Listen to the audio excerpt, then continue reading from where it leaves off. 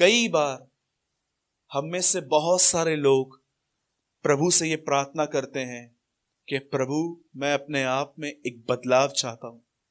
I want to change in my life. पर आपको पता है, कई बार ये बदलाव सिर्फ प्रेयर, बाइबल को पढ़ने से और कलीसिया में आने से नहीं आता। इस बदलाव को आने के लिए आपको और मुझे कई बार ऐसे रास्तों से गुजरना पड़ता है जो रास्ते आपको बिल्कुल पसंद नहीं आते। आप देखते होंगे, ये एक सबसे ग्रेटेस्ट एग्जाम्पल है कि परमेश्वर इजरायलियों को जंगल में से ले आया, और जब वो उनको जंगल में से निकाल के ले आया तो लास्ट में मूसा उनको कहता है कि परमेश्वर तुम्हें जंगल में से इसलिए ले आया ताकि वो तुम्हें नम्र बनाए।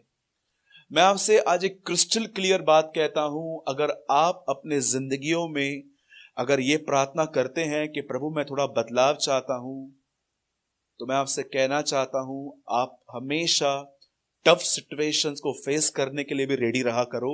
और यदि आप टफ सिचुएशंस को फेस नहीं करना चाहते तो मैं आपसे विनती करता हूं, आप ये प्रार्थना करना बंद कर दीजिए कि प्रभु मुझे बदलाव चाहिए।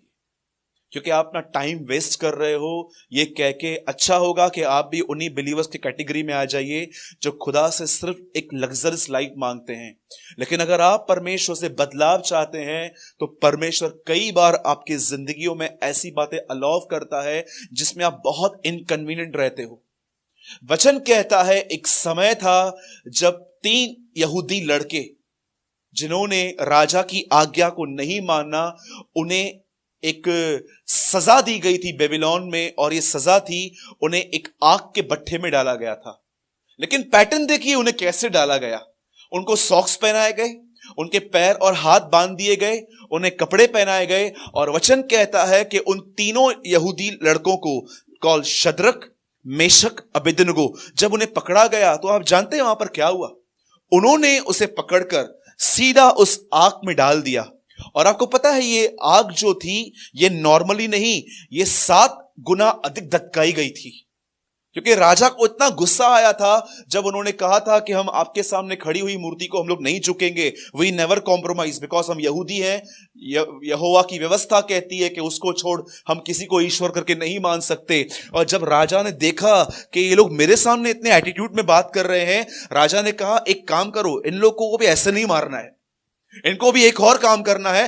पहले तो उनको बांधो, और बांधने के बाद आप जानते हो बाइबल के अंदर क्रॉस के बाद अगर कोई सबसे खतरनाक डेथ है तो ये है। मूसा की व्यवस्था में पथराव मिलता है, रोमी क्रूज पे चढ़ाते हैं, और ये जो इराक गवर्नमेंट है वो एक आदमी को या तो आग में फेंकती है या शेरों के सामने फेंकती है, और चाइना गवर्नमेंट कम से कम छाती में बहुत सारी गोलियां मारती है। आप जानते हो ये सबसे भयंकर डेथ थी उनके लिए। आपको पता है जब उन तीनों लड़कों को कंधे पे बांधा गया, ऐसे कंधे पे रख के, क्योंकि उनके हाथ तो पैर बंधे हुए थे, वो चल तो सकते नहीं है अभी, उन्हें जब यहां पर बांध के यहां पर रखा गया और जैसे वो आग में उन्हें वहां पर फेंका गया, कुछ समय के बाद बाइबल कहती है राजा उस आग को देखने के लिए वहां पर आया। और आप जानते हो वहां पर उस आग में राजा ने एक ग्रेटेस्ट मिरेकल देखा। आप जानते हो ये मिरेकल क्या था? सब लोग कहते हैं ये मिरेकल था कि वो लोग नहीं जल रहे थे। ऐसा नहीं है। आपने बहुत साल ये सुना होगा कि वहां पर सबसे बड़ा चमत्कार यह था कि वो जल नहीं रहे थे। पर मैं आपको बताऊं, एक चीज उनके जीवन में पूरी तरह से जल चुकी थी। अब मैं आपसे एक बात पूछता हूं, वो कैसे फेंके गए थे? हाँ, बांध के फेंके गए थे, लेकिन अब वो अंदर चल रहे हैं। क्या आप जानते हैं, जैसे वो उस आग में गए एक चीज जल गई, रस्सियां। बाकी और कुछ भी नहीं जला, सब चीजें वही थी। कोट वैसा था, मोजे वैसे थे। क्या आपको पता है कई बार जो हमारे अंदर बंधन होते हैं वो कैसे टूटते हैं? आपको पता है बॉन्डेज क्या होता है? बंधन क्या होता है? बॉन्डेज वो चीज होती है जिस चीज पे आपका कोई सेल्फ कंट्रोल नहीं है। It is called bondage. किसे कहते हैं बंधन? समझिए, आप एक आदमी को देख रहे हैं जो हमेशा कुछ बातों का एडिक्ट रहता है। हमेशा जब स्त्रियां उसके सामने से जाती हैं, वो अपने आप को रोक नहीं पाता है उनको देखने से। या कुछ लोग ऐसे होते हैं जो सालों से उन्हीं पापों में चलते रहते हैं, पर उसमें से निकल नहीं पाते हैं। आपको पता है इसको क्या कहते हैं? इसे कहते हैं बॉन्डेज, इसे कहते हैं बंधन। शैतान बांध देता है उन लोगों को अंदर से ऐसी ऐसी बातों में। और कई बार जब हम प्रभु से कहते हैं, प्रभु हमें यहां से बाहर निकाल, हम अपने स्वभाव से परेशान हैं, तब परमेश्वर कई बार आपको ऐसी सिचुएशंस में भेजता है जहां पर लोग आपके ऊपर डोमिनियन करते हैं, लोग आपके ऊपर रूल करते हैं, आप कॉन्स्टेंटली कुछ प्रॉब्लम्स में चलते रहते हैं। वो एक आग है जहां पर हमारे अंदर बंधन टूट जाते हैं, खत्म हो जाते हैं हमारे अंदर। और जब वो वहां से बाहर निकाले गए, लिखा है उनमें से कोई बदबू नहीं आ रही थी, पर एक चीज उनके अंदर से जल गई।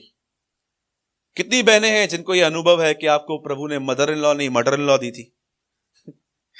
सच बताइए, कोई बहन है यहां पर जिसने एक्सपीरियंस किया हो कि ब्रदर मुझे प्रभु ने मदर इन लॉ नहीं दी है, मदर इन लॉ दी थी? डू यू नो, बहुत बार ऐसा हुआ है, जब आप जॉब करने के लिए जाते थे, वहां पर कैसे लोग मिलते थे, बिजनेस करते समय कैसे लोग मिलते हैं, लेकिन आप शांत में रहते हो, परमेश्वर पर निर्भर रह के काम करते रहते हो, और आप अंदर सहन करते रहते हो। मेरे भाइयों और बहनों, मैं आज आपको इनकरेज करना चाहता हूं कि जब भी आपको परमेश्वर इस आग में ले जाए, जब आप देखो कि आप इनकन्वीनियंट लाइफ जी रहे हो, खुदा पर भरोसा रखते हुए चलते जाओ, खुदा पर भरोसा करते हुए निकलते जाओ, कुछ नहीं होगा। मैं आपको सच कहता हूं, ये आग आपको जलाएगी नहीं, ये आग आपको एक बेटर पर्सन बना देगी, वो आपको एक अच्छा इंसान बना देगी। याद रखिए, पतरस कहता है तुम्हारा विश्वास जो आग में तपाए गए सोने की तरह है, यीशु मसीह के आने पर वह महिमा और आदर पाएगा। आपको पता है, मैं लास्ट लाइन कह रहा हूं और मैं वाइंड अप करता हूं यहां पर। आपको पता है जब प्रभु यीशु मसीह वापस लौटेंगे तो पहली चीज वो हमें क्या देखना चाहते हैं?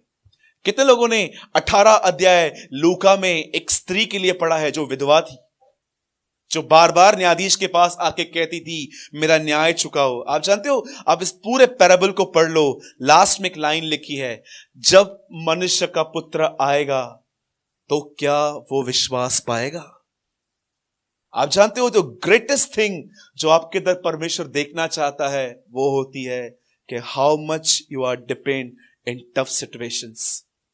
कल संडे था, मैंने एक बात बताई थी कल कि बहुत बार हमें पता नहीं चलता कि परमेश्वर की इच्छा हमारे लिए क्या है, लेकिन एक बात में आप प्रभु की इच्छा क्रिस्टल क्लियर मैं आपको बता सकता हूं, जो लिखी गई है कि परमेश्वर की इच्छा यह है कि तुम सब बातों में उसे धन्यवाद दो। Do you know, it's a will of God. ये परमेश्वर की इच्छा है। जब आपको सैलरी हाथ में आती है, जब आपको एक अच्छा अमाउंट आपके हाथ में आता है, जब आपके बच्चे एक अच्छे मार्क्स से पास होके आते हैं, जब आपके घर में नई नई चीजें आती हैं, उस समय आप प्रभु को बोलते हो प्रभु आपने महान काम किए हैं, आपका धन्यवाद। लेकिन जब आपको लोग बुरा भला कहते हैं, आप प्रभु को बोलते हो प्रभु धन्यवाद, आप इस आदमी के द्वारा मुझे नम्र कर रहे हो, आप इस आदमी के थ्रू मुझे तोड़ रहे हो, ये आदमी प्रभु जो मेरे साथ कर रहा है ये साइन है, ये मुझे नम्र कर रहा है। प्रभु मैं इसके लिए आपको धन्यवाद देता हूं, क्योंकि इसके द्वारा आप मुझे खींच रहे हो अपनी तरफ। मैंने कितने लोगों को देखा है, इतने ठंडे थे, लेकिन जब वो जॉब में जाते हैं और उनका बॉस उनको चर्च नहीं आने देता, या तो कई बार वो नहीं पहुंच पाते हैं, वो रोते हैं प्रभु के सामने।